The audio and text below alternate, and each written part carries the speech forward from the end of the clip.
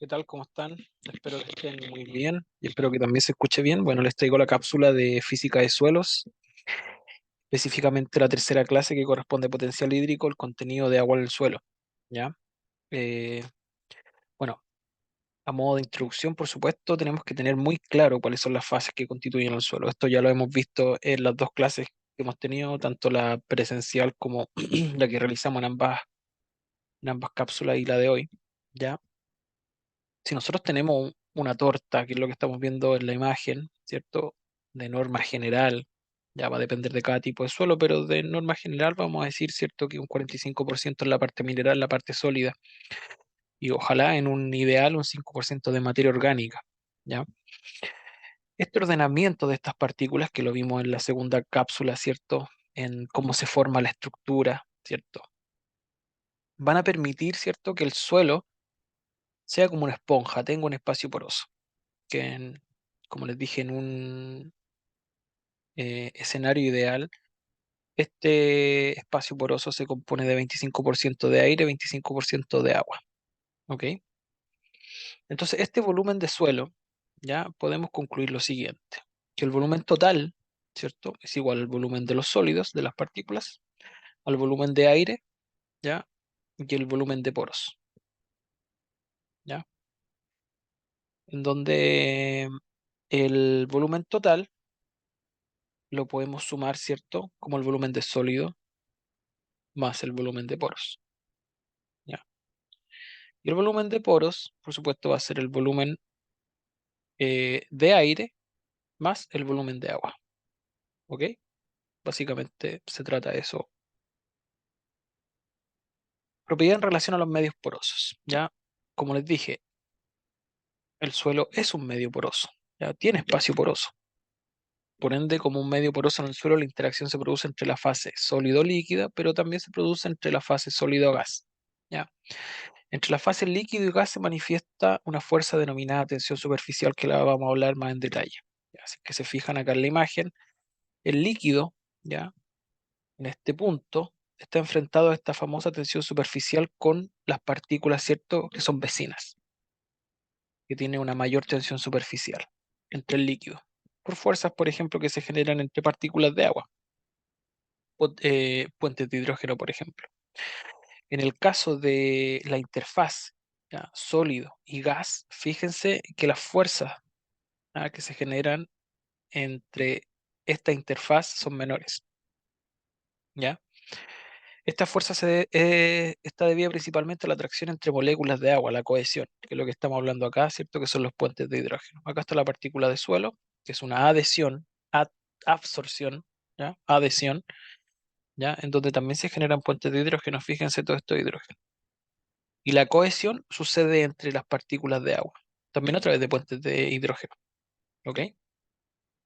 Entonces la tensión superficial es de gran importancia para poder entender cómo retiene humedad el suelo, ¿ya?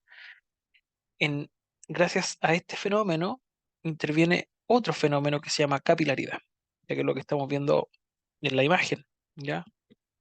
Entonces la tensión superficial hay que tener en claro que se expresa como una fuerza por unidad de longitud. En este caso su valor es 0,072, es una constante del agua, newton metro y siempre a una temperatura de 20 grados Celsius, que se estandariza. Si se fijan, cuando tenemos, ¿cierto?, un sólido, ¿ya? Fase gaseosa y el líquido, ¿ya?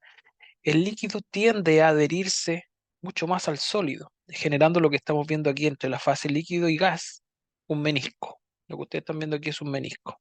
¿Ya? Exactamente lo mismo, cuando tenemos, cierto, el sólido en la parte inferior, ¿ya? Este ángulo, ¿ya? Tiende a ser agudo, ¿ok? Por eso que generalmente cuando nosotros ponemos una gota de agua sobre nuestro puño, ¿cierto? Tiende a ser esta esfera que es la que estamos viendo en la parte de abajo. Por eso es tensión superficial.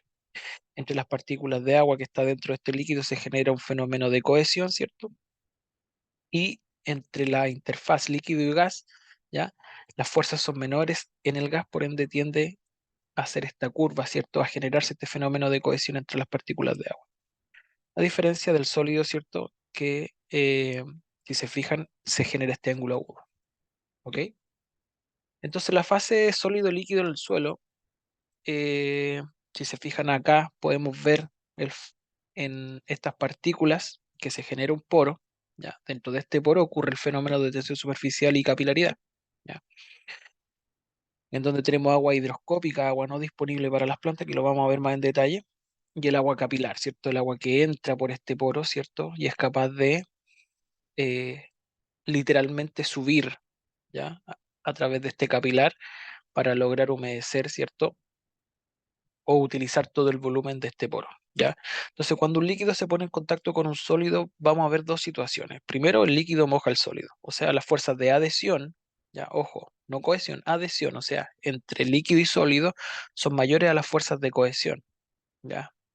Entre las partículas de agua, y se genera un ángulo de contacto menor a 90 grados, que es lo que estamos viendo aquí, que son ángulos agudos, como les dije, ¿ya? Ángulos agudos, ¿ok? Entonces, cuando el mojamiento es perfecto, ojo, cuando el mojamiento es perfecto, como es el caso del suelo, el ángulo de contacto es cero, ¿ya? Y nuevamente, cuando el líquido se pone en contacto con un sólido, la segunda situación que puede suceder es que el líquido no moja el sólido, ¿ya? O sea, las fuerzas de cohesión entre las partículas son mayores a las fuerzas de adhesión entre el líquido y el sólido. El ángulo de contacto es mayor a 90 grados, que es lo que podemos ver aquí, ¿cierto? Que es lo que sucede con el mercurio, ¿ya?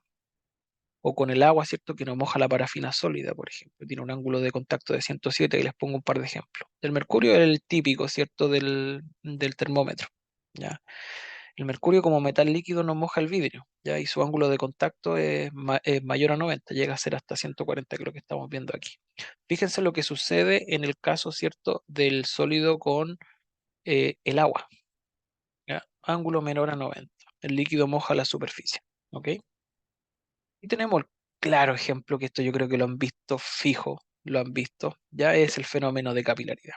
¿Ya? Entonces tenemos, ¿cierto? Un tranque, por ejemplo, que no está revestido, en donde podemos ver claramente cómo la humedad comienza, ¿cierto? A subir literalmente, ¿ya? O en un charco de agua, en una poza, ¿cierto? Podemos ver cómo comienza a subir literalmente el agua a través de los taludes, ¿ya?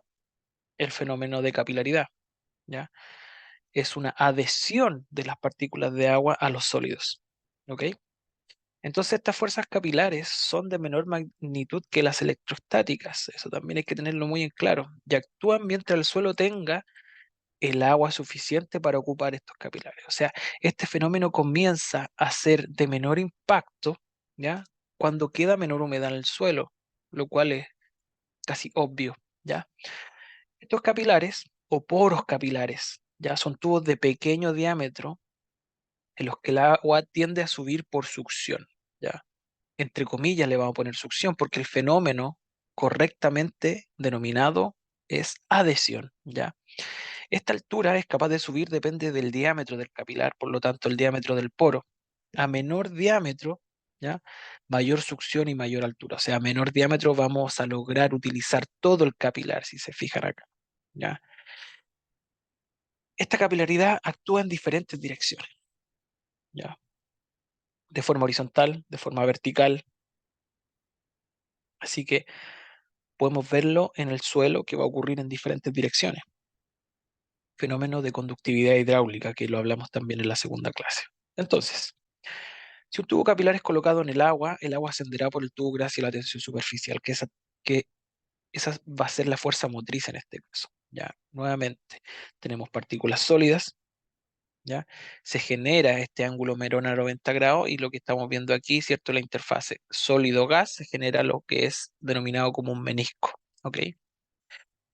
Nuevamente lo hablamos en un par de diapositivas, o sea, si el diámetro del capilar es mayor, menor es el efecto, ¿cierto?, de capilaridad.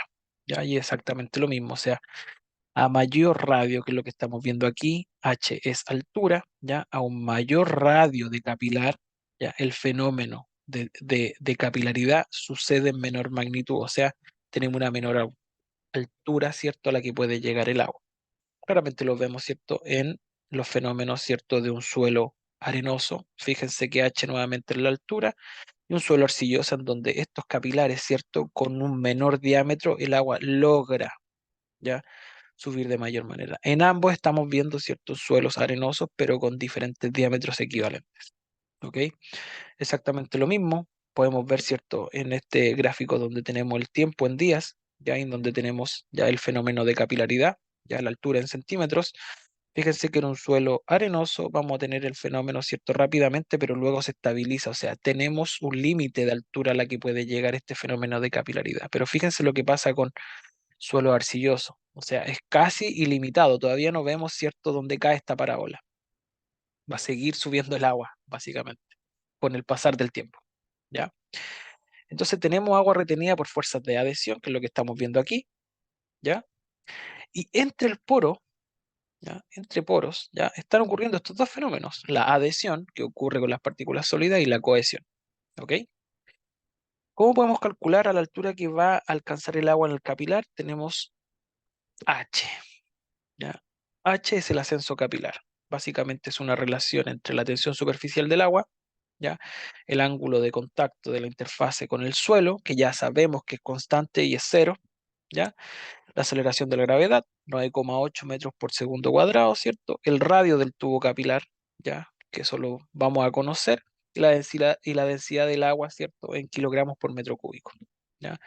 Les dejo un pequeño ejercicio, siempre es bueno poder aplicar esto, ¿ya? Pónganle ahí en su cuaderno, en un vaso con agua se coloca un tubo capilar de 45 micrómetros de diámetro. El ángulo de contacto entre el capilar y el agua es de cero, o sea, estamos hablando que es el suelo. ¿Hasta qué altura llega el agua en este capilar? Considere la tensión superficial como 0,072 newton metros, aceleración de la gravedad más fácil, lo dejamos en 10 metros por segundo cuadrado, y la densidad del agua 1000 kilogramos por metro cúbico. ¿Ok?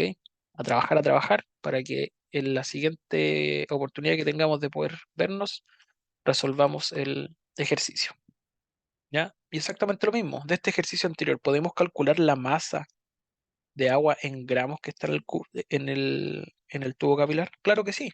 Fácilmente tenemos la densidad del agua y podemos hacer una transformación de unidades con una regla de tres, sabiendo la altura, ¿cierto? Y el diámetro es exactamente lo que hicimos con los cilindros. Vamos a tener el diámetro del capilar, tenemos que sacar el volumen del cilindro y tenemos la densidad del agua. Podemos sacar la masa fácilmente. ¿Ya? Eh, Continuamos. Otras propiedades que también siempre es interesante poder tenerlo en antecedente: la viscosidad, ¿ya?, del agua, fenómeno de rozamiento, ¿cierto?, por el peso que tienen las partículas, y el coeficiente proporcionalidad, que refleja el grado de resistencia que opone el líquido al ser desplazado por un determinado medio, como lo están viendo ahí en el agua y el aceite. A menor viscosidad del fluido, este fluye más rápido en el medio, ya en el caso del agua. La viscosidad del agua a 0 grados Celsius es de 0,18 por 10 a la menos 2 pascales, ¿ya?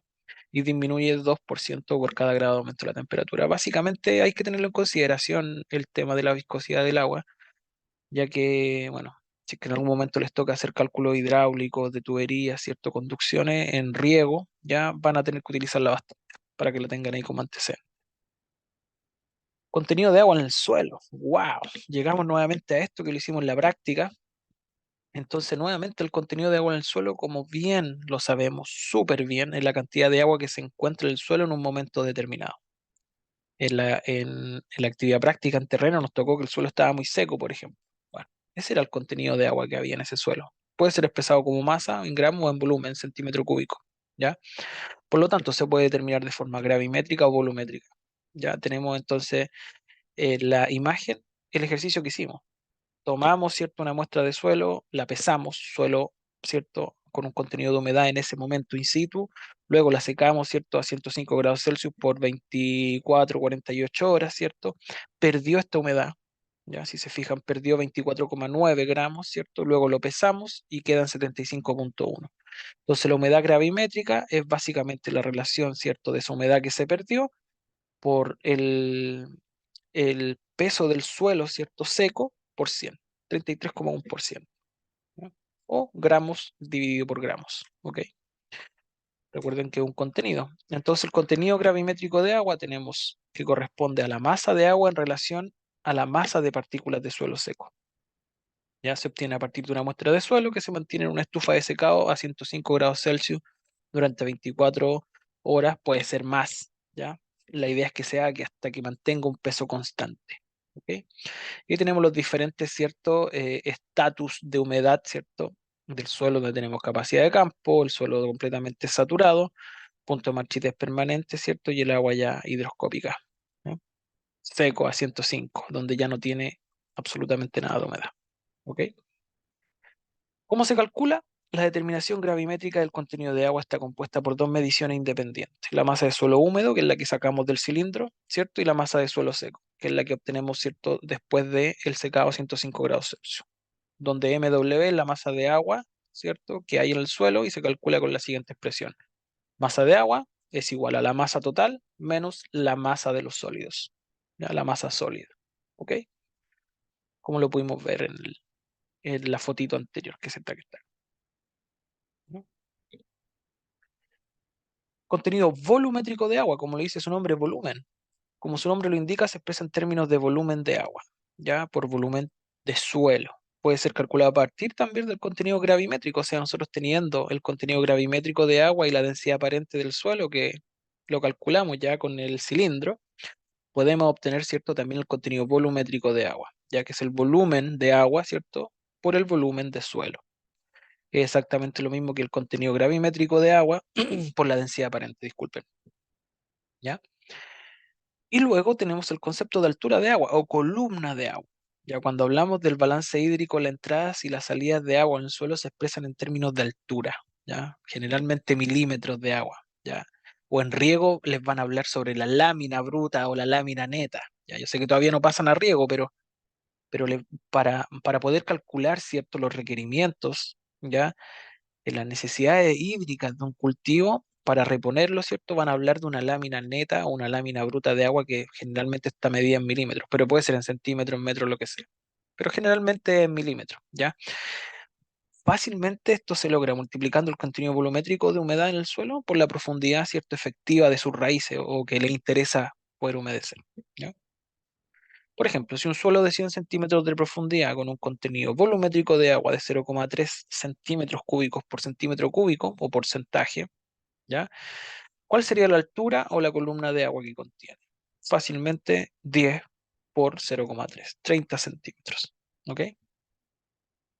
¿Ya? Súper fácil. ¿Ya? Ejercicio 1, les dejo algunos ejercicios. Una muestra de suelo con 40% de porosidad tiene un volumen total, ¿ya?, de 120 centímetros cúbicos. Un contenido de agua, ¿cierto?, de 0,3 centímetros cúbicos por centímetro cúbico. Si la densidad de la fase sólida, o sea, densidad real, ojo, cuando les pongo densidad de la fase sólida, la densidad real es 2,5 gramos por centímetro cúbico. ¿Cuál es la densidad aparente? Fácil, ¿ya? Ejercicio número 2, para que lo trabajen.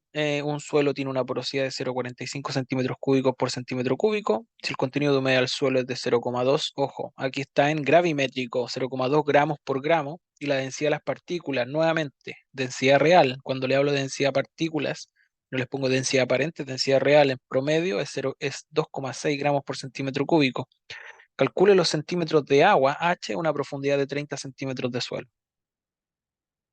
Y el ejercicio número 3, si un terrón natural de un suelo húmedo tiene un volumen de 150 centímetros cúbicos, un peso húmedo de 240 y un espacio ocupado por aire de 0,15 centímetros cúbicos por centímetro cúbico, si la densidad de partículas, densidad real, es 2,65 gramos por centímetro cúbico, calculemos densidad aparente, contenido gravimétrico de agua, contenido volumétrico de agua y porosidad total, ¿ya? A meterle, a meterle cálculo. Si, si es posible, ojalá poder juntarnos, ¿cierto?, para poder resolver este tipo de ejercicios en otra cápsula, sería genial. Entonces, el potencial, ahora vamos a hablar de potencial hídrico, hablamos de contenido de agua. Ahora vamos a hablar de potenciales, que esto está mucho más relacionado, ¿cierto?, en cómo la planta absorbe el agua o cómo está retenida el agua en el suelo, ¿ya?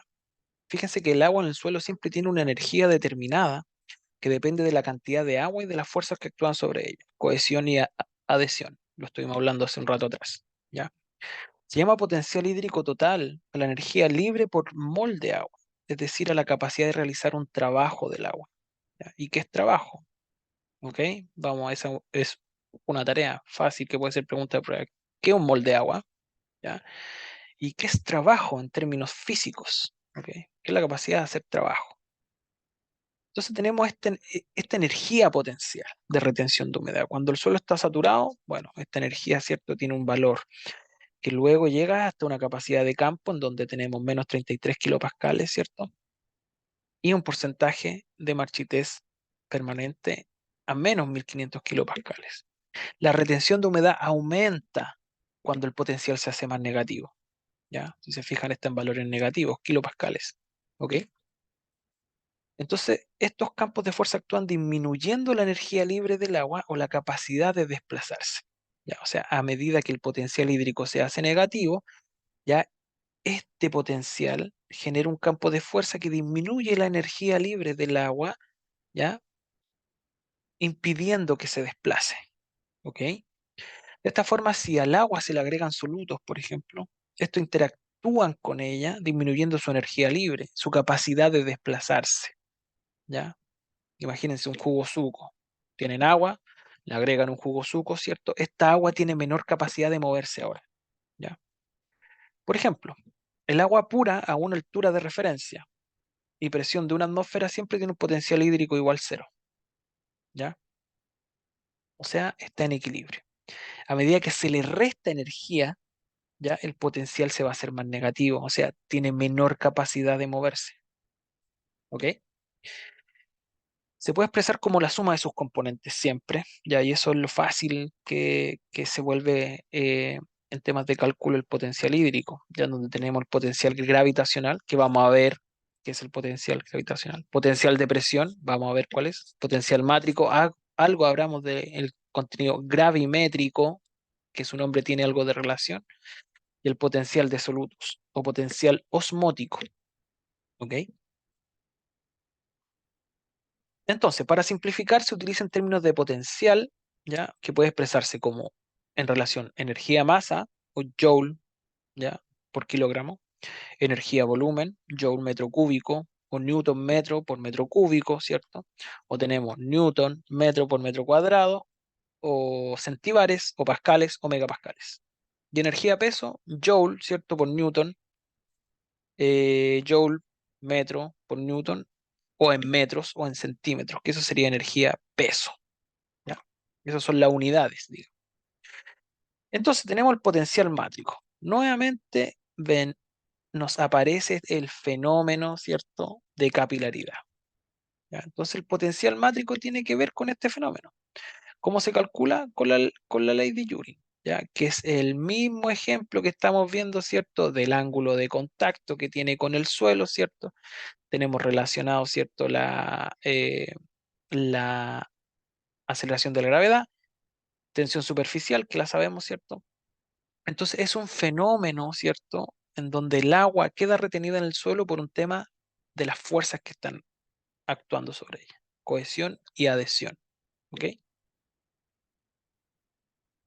¿Cómo se calcula? Acá lo tenemos, potencial mátrico expresado en términos de energía medido en base a volumen, o sea, joule por metro cúbico, o newton por metro cuadrado, o pascales, ¿ya? Tenemos la tensión superficial del agua, menos 2, ¿cierto?, por la tensión superficial del agua, por el ángulo de contacto suelo-agua, ya sabemos que es cero, ¿ya? Y el radio de los poros. Fácil, ¿ya? En metros, ojo con eso. Potencial gravitacional, ¿ya? Es la parte del potencial que se debe a la fuerza de gravedad. Según elijamos la altura en la que se sitúa nuestro depósito de referencia, ¿cierto? Los potenciales gravitacionales serán positivos si el punto de referencia es inferior a esto, o negativos si el punto de referencia es superior, ¿ya? O sea, si nosotros tenemos un punto de referencia, por decir algo, nosotros queremos calcular el potencial gravitacional a los 30 centímetros del suelo, y el suelo está húmedo, vamos a tener una columna de agua sobre este punto, ¿cierto? De 30 centímetros. Entonces, básicamente, ¿cómo se calcula? ¿Ya? Tenemos el potencial gravitacional, nuevamente, que es Z, ya que es la altura, la aceleración de gravedad y la densidad del agua. ¿Ya? Siempre recuerden cuál es la densidad del agua, que se los pongo aquí abajito. Siempre cuando vean una diapositiva donde no encuentren cuáles son, ¿cierto?, estos valores, yo se los pongo aquí abajo para que los tengan. Entonces, tenemos siempre va a ser el potencial gravitacional en base a volumen, la densidad del agua, aceleración de la gravedad y la distancia respecto a la referencia en metros. ¿Ok? Potencial de presión, ¿ya? Es la parte del potencial de agua que resulta de la existencia de presiones distintas al punto de referencia. Generalmente va a suceder cuando el suelo está saturado y tenemos, ¿cierto?, una presión de agua que se está generando, ¿ya? Una presión hidráulica que se denomina, como por ejemplo en suelo saturado. La presión hidráulica existente por debajo de un nivel freático. Tenemos el nivel freático donde está la napa, ¿ya? Tenemos una presión hidráulica hacia abajo, ¿ya? Difícilmente van a tener potencial de presión, ¿ya? Pero se expresa básicamente como, nuevamente, les voy a sacar para que lo tengan. El potencial en términos en base a volumen, disculpen los perros, pero tenemos la densidad del agua, ¿ya? Y la altura de agua o carga hidrostática, ¿ya? Esta altura de agua que está generando, ¿ya? Básicamente esa es G y la aceleración de gravedad, disculpen, es G. Y H es la altura, ¿ok? Y potencial de solutos, básicamente en la parte del potencial o potencial osmótico, en la parte del potencial que resulta de las fuerzas de atracción que ejercen los solutos sobre las moléculas del disolvente. O sea, qué es lo que genera, ¿cierto?, en la solución suelo, vamos a hacer un ejemplo fertilizante, ¿cierto?, en este medio poroso, estos fenómenos de cohesión entre las partículas.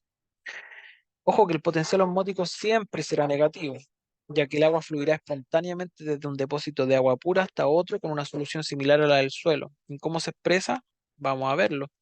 El potencial osmótico se expresa siempre en base a volumen, lo estamos utilizando, la constante universal de los gases, que es R negativo, temperatura del medio en grados Kelvin y la concentración de los solutos en moles en metro cúbico. ¿Ok? Entonces, ojo con esto. Relación entre el contenido de humedad del suelo y el potencial osmótico. Cuando el contenido de humedad del suelo disminuye, ¿ya? La concentración de los solutos va a aumentar, lo cual se traduce en una reducción del potencial osmótico, ya se hace más negativo. Por lo tanto, el potencial osmótico para cualquier contenido de humedad, ojo, para cualquier contenido de humedad se puede obtener de la siguiente forma, ¿ya? En donde tenemos el contenido de humedad a saturación, ¿ya?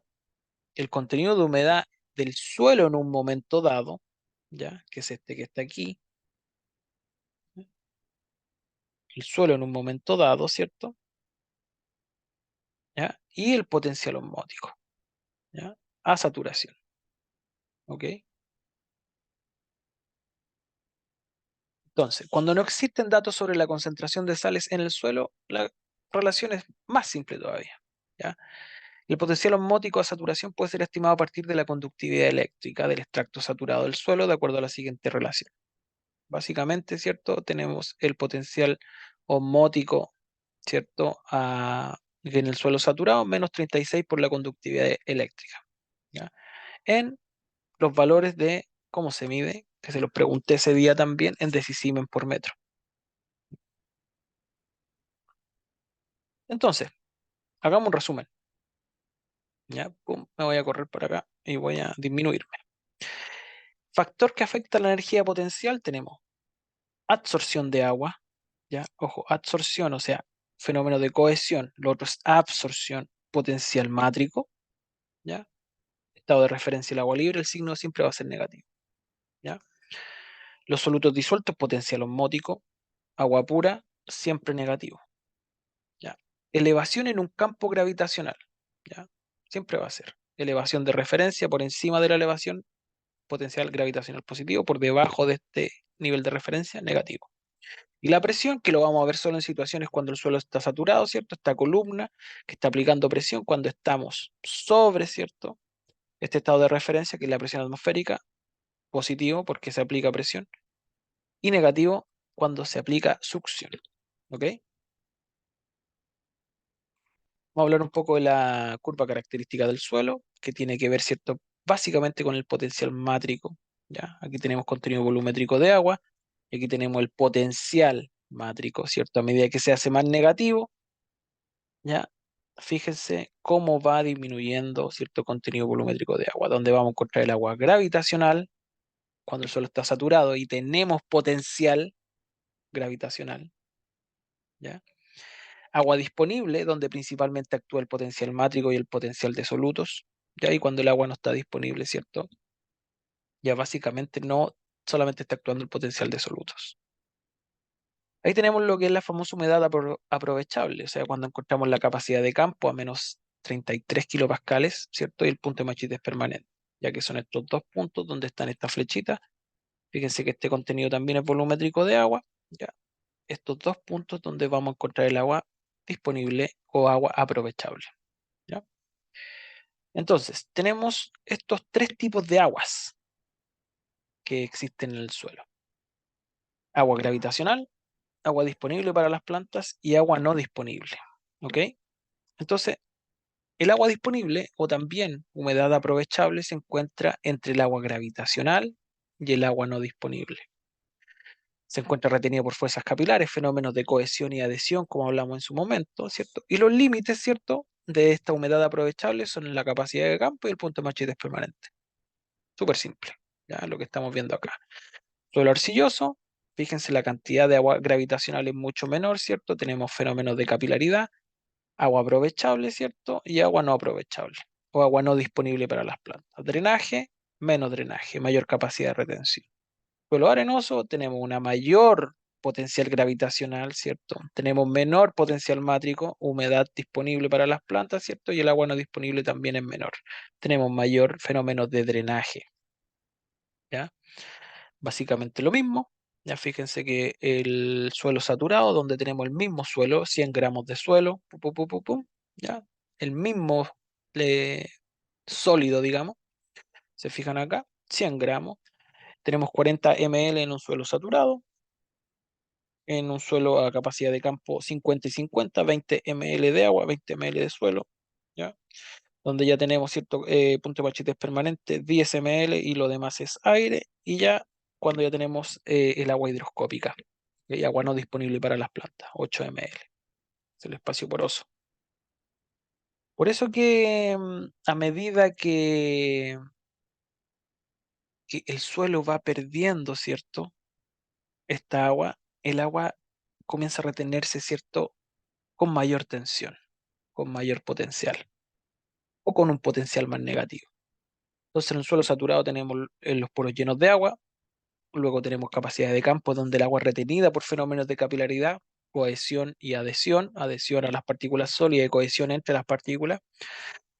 Estos poros de mayor diámetro, ya que el fenómeno de capilaridad es menor, se llenan con aire, ¿ya? Y el agua es removida por gravedad, y el agua es retenida por absorción alrededor de las partículas, ¿ya? Principalmente las partículas finas.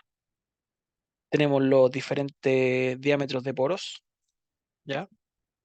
Donde tenemos microporos, ¿cierto? El rango de presión ahí lo pueden ver, ¿cierto? Menos 30 kilopascales, con un diámetro equivalente menor a 10 micrómetros, ¿ya? Evapotranspiración, gradiente de presión matricial para la distribución de agua. Es lo único que puede sacar, ¿cierto? El agua de ese tipo de poros. Las plantas, evapotranspiración, gradiente de presión, o sea que el agua, ¿ya? Estas verdaderas bombas que están sacando el agua, ¿cierto? Desde el suelo para poder llevarlo hasta la atmósfera. Mesoporos y macroporos. Ya en los mesoporos tenemos drenaje, ya tenemos fuerzas conductoras gravitacional para la dinámica del agua, ¿cierto? Y los macroporos, flujo a través del perfil del agua estancada en la superficie o en una capa, ¿cierto? De agua elevada. Agua gravitacional, lo conversamos, ¿cierto? Es la primera agua que se pierde, digamos, ya cuando el suelo está saturado, tenemos potencial gravitacional. ¿Ya? Y el agua no disponible es aquella que está fuertemente absorbida, ¿cierto? Por las partículas del suelo y no puede ser absorbida, ¿cierto? Por las plantas. En esta categoría actuando fuerzas. Las fuerzas capilares siguen actuando, ciertos fenómenos de absorción y fuerzas de vía carga electrostáticas, ¿ok? Que es esta agua que estamos viendo acá, agua no disponible para las plantas, ¿ok? Algunos referenciales, ¿cierto? De niveles de porosidad, densidad aparente, capacidad de campo, punto de Machite permanente, agua aprovechable en contenido gravimétrico de agua, ¿ya? Y altura aprovechable, ojo, milímetros por metro de suelo, ¿ok? Movimiento de agua, ya que era un poco lo que le está comentando, cómo se mueve el agua en el suelo, ¿ya?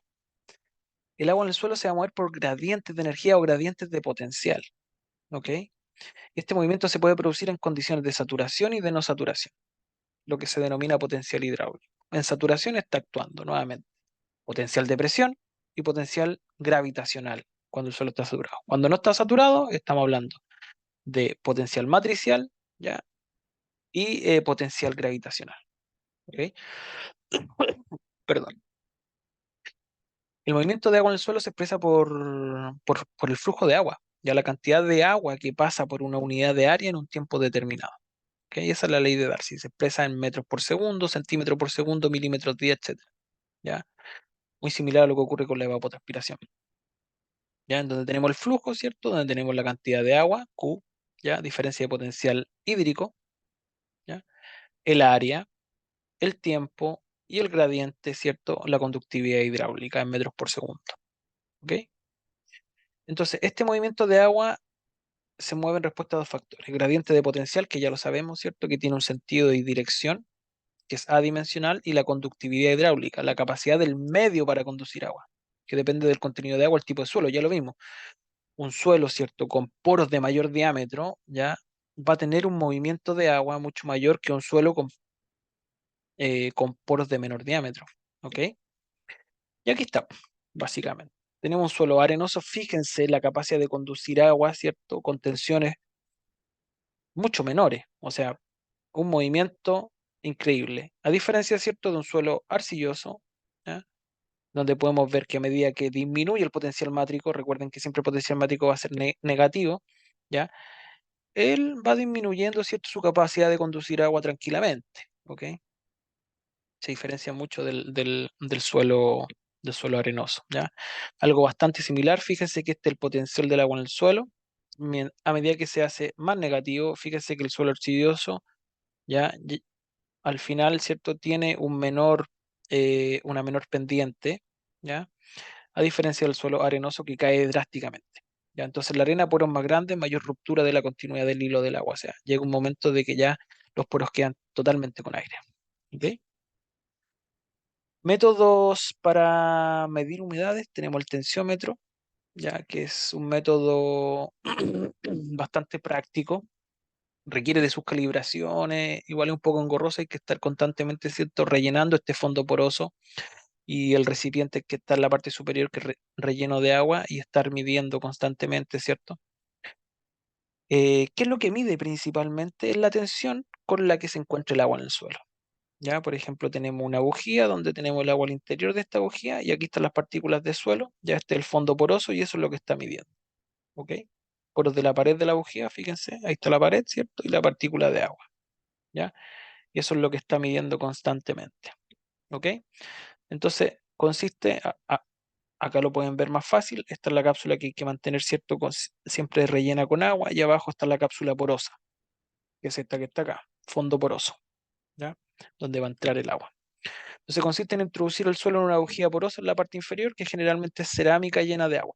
¿Ya? La bujía, tras rellenarla de agua, se cierra herméticamente y lleva acoplada este manómetro, ¿cierto? Al succionar el suelo, parte del agua de la bujía, ¿ya? Que es la parte que está abajo, a través de su pared porosa, se produce en ello un vacío que mide el manómetro.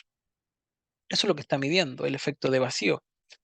¿Ya? Y se mide en centibares. Entonces nosotros tenemos diferentes rangos, ¿ya? Que se va a comportar nuestro suelo, por eso es importante calibrarlo, saturar el suelo, ¿cierto? Para ver cómo se comporta y luego dejarlo, ¿cierto? En un periodo que se seque para ver cómo se genera este efecto de vacío. Entonces nosotros tenemos que medir, ¿cierto? En cierto rango de centibares para que nosotros tengamos la certeza de que nuestro suelo está a una humedad correcta. ¿Ok? Esto no sé si es que lo debía haber tocado, pero el cálculo de la lámina de riego lo van a ver en riego, ¿ya? Entonces hay que saber la capacidad de retención de humedad del suelo, humedad aprovechable, y se denomina lámina de riego la altura, espesor en milímetros en volumen de agua, metros cúbicos por hectárea, que requiere aplicar al suelo para que retorne a capacidad de campo, ¿ok? ¿Cómo se calcula? Ya no los voy a marear con esto porque probablemente lo van a ver en riego, pero básicamente la lámina neta y la lámina bruta. Ya la lámina neta se encuentra corregida por la eficiencia y la aplicación de agua, ya que tiene que ver con el método de riego, ¿ya? Goteo tiene un nivel de eficiencia, aspersión, riego por surco, riego por platabanda, por tendido, etcétera. ¿Ya? Pero básicamente es una conversión de unidades.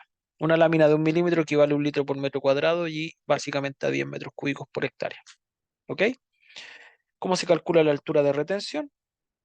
Nuevamente vamos a ver la altura de retención es la humedad aprovechable por la densidad aparente, ¿cierto? Nuevamente por H, ¿cierto? En donde H es la profundidad máxima de raíces y uno menos la fracción de piedras presentes, que eso generalmente hay que considerarlo cuando tenemos, ¿cierto? Como nos tocó a nosotros en el práctico en terreno, cuando tenemos una mayor incidencia de piedras, ¿ya?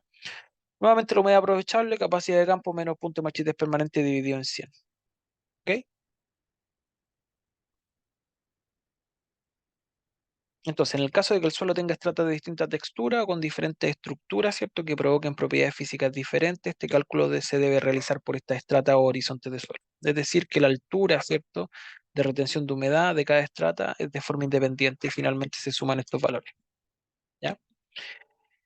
Como les dije, no quiero marearlos con el tema de la lámina neta, ya porque son cosas de riego, pero se los dejo aquí algunos umbrales de riego, ¿cierto? Que están disponibles para que lo analicen.